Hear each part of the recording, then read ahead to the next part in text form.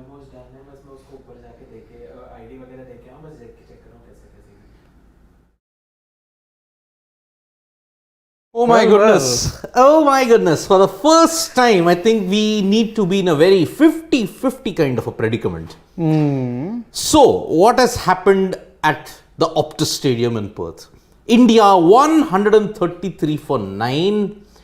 Suryakumar Yadav, 68 of the finest runs that you could get on a wicket that took me back to the 80s and the 90s. Also worth noting, this knock actually pretty much puts to an end the idea that Surya is a minnow killer. Absolutely. I mean, what a brilliant exhibition of bowling by the South Africans. I mean, look at the pace and bounce that Parnell, Nortje and Lungi Ngidi were getting, along with Kagiso Rabada. Correct. Quinton de Kock and Aidan Markram were standing near the edge of the circle. These were the kind of things that you'd expect from an 80s or 90s Perth wicket. Exactly. Pace, bounce, skid. Also, what was also worth noting is that the bounce as such at times was very spongy. Which kind of made it very hard, because I remember like when, I think, who was the first wicket to fall? Rohit. When Rohit went, when Ngidi bounced him, I was thinking, I don't remember Rohit ever really struggling against the bounce, but it wasn't so much the bounce. One, he got cramped. Two, it probably didn't bounce as much as he expected it to. Yes, I mean, for the first time in Ngidi, you have to give credit to him for the way how he utilized the bouncer. Accurate. I think the accuracy did him in. Absolutely. So, Ngidi banded Rohit. Normally, picks the length up brilliantly, but because it was so close to the body bat sticker. Yeah, you saw where it hit his, just lobbed up and Ngidi took the wicket. Exactly. As Big Boy says, very spicy pitch. Yes, yes. So, at the end of the day, South Africa's bowling absolutely decimated the Indian top order. And as Pradeep, who was it who said? Prasad Kulkarni saying, see, I told you Ashwin is better option than KL as an opener. I think the heat is well and truly on KL Now the heat is well and truly on KL Rahul. Because look, for the first time, Rohit Sharma got out earlier. And at the same time, if you look at it, the shot that he played, KL Rahul, very, very questionable. Very questionable and indeed. Kohli, I think, was hurried up with that bouncer. And it's not the first time Kohli's been hurried up with the bouncer in Perth. Because look, in the 2015 World Cup in Sydney, Johnson bowled a short ball.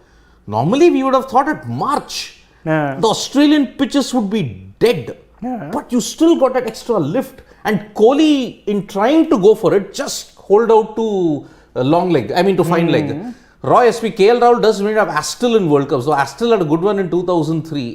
Had DK...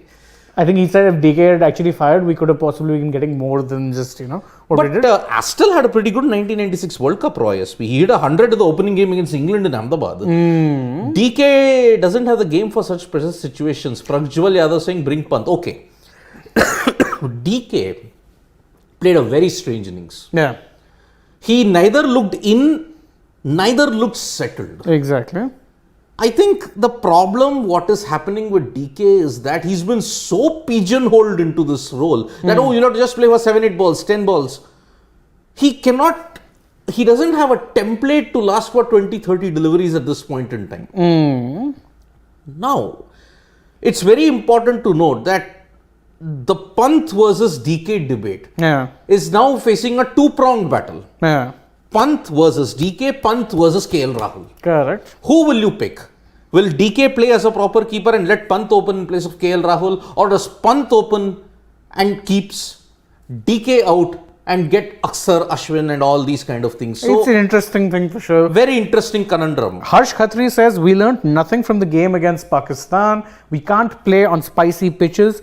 Should have played safe and targeted 160 from the start. Now, this is something that you and I were having a conversation with Pragyan. And we were talking to Pragyan Oja, and we were telling him this, and he said, it doesn't look like a pitch that's going to be getting you bucket loads of runs. So rather than look to go big and go heavy from the get-go, you need to play safe. And what was the key thing we said? We said that India don't need to lose any wickets in the power plays. But they lost 2 to start with and then struggled afterwards. Yeah, average is 22. Roy SP, very good. Yes, but again, Astle comparison, I will keep that for later. But again, the bigger conundrum here is Deepak Hooda. For so many matches, you did not utilize Deepak Hooda. Then you was bringing him out of the cold. You picked him, but you didn't bowl him in the Asia Cup. Now, on a spicy deck in Perth, Yeah, you are bringing him against the likes of Nortje, Rabada, Parnell, and you have and Ngidi.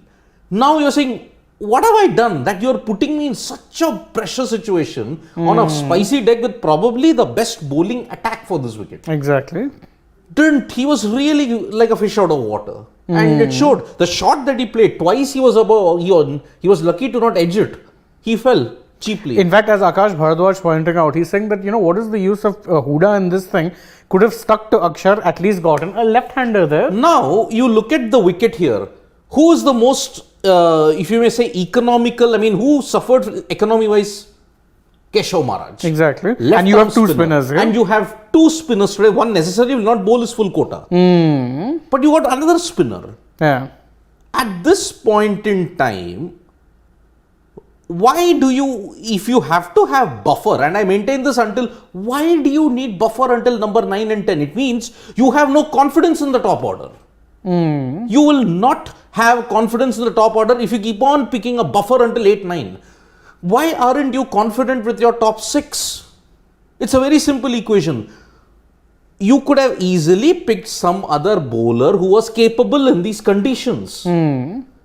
I understand that, yes, I made a big error in judgment by saying that maybe Jansen should have played in place of Ngidi, but Ngidi proved me spectacularly wrong by taking 4 wickets. And who are the 4? KL, Rohit, Virat and Pandya. Exactly. 4 of the top 6 whose back, he broke the back of the Indian top order. Yes. Simple as. Hardeep Singh is saying, but Hardeep again, I will just reserve my opinion until 19.5. Why?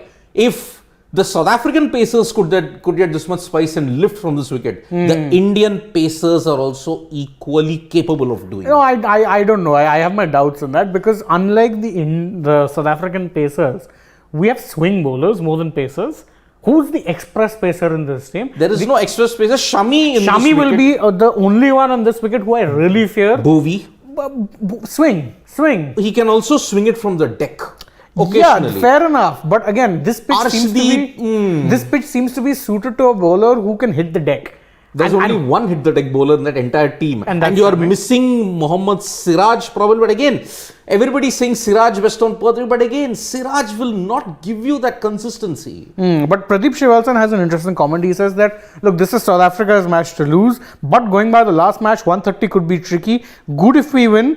Great if we lose. Root shock coming at the right time for India.